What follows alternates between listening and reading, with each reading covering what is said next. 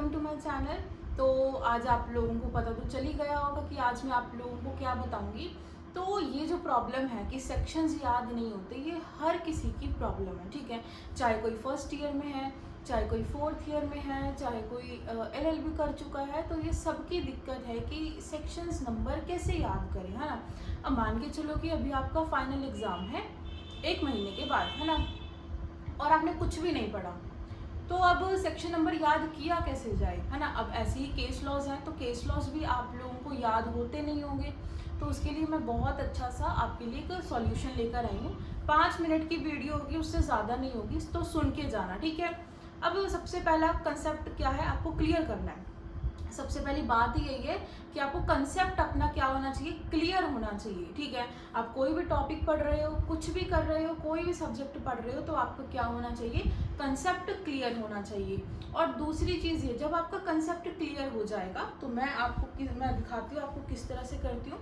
मतलब मेरे पास इस तरह से रजिस्टर्स रहते हैं, मतलब ये नया रजिस्टर है, ऐसे स्पाइरल रजिस्टर्स मेरे पास रहते हैं, ठीक है।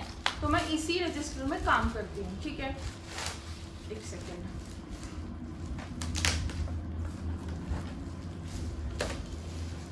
हाँ ठीक है। अब देखो, ये मैं ऐसे रजिस्टर में मैं काम करती हूँ, ठीक है।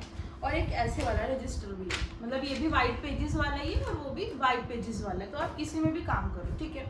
अब या तो आप इसमें ये वाला काम कर सकते हो, और दूसरा तरीका मेरा है कि मैं इस तरह से एक फोल्डर बना लेती हूँ जिसके अंदर मैं सारी चीज़ें लिख लेती हूँ, ठीक है। जैसे कि ऐसे काफ़ी सारे मेरे नोट्स बने हुए हैं, है ना। ये देखो, ये मेरे ADR के नोट्स हैं, तो मतलब इसमें मैंने सब कुछ लिखा हुआ है।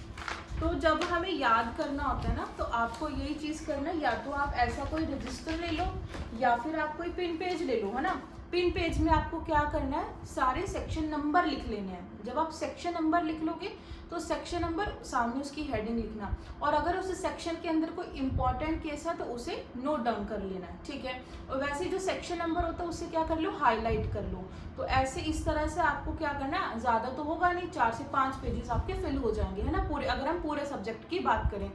तो उसे क्या करना है, आपको बार बार रिवाइज करना है। तो इस तरह से बस सिंपल बात है, या तो एक ऐसी छोटी सी डायरी ले लो, है ना। तो मतलब मेरे पास तो काफ़ी सारी डायरीज भी हैं, तो या तो डायरी कर लो, या फिर रजिस्टर लगा लो, या फिर पिन पेज ले लो, और आपको क्या करना है, बस उसको रिवाइज करना है, ठीक है।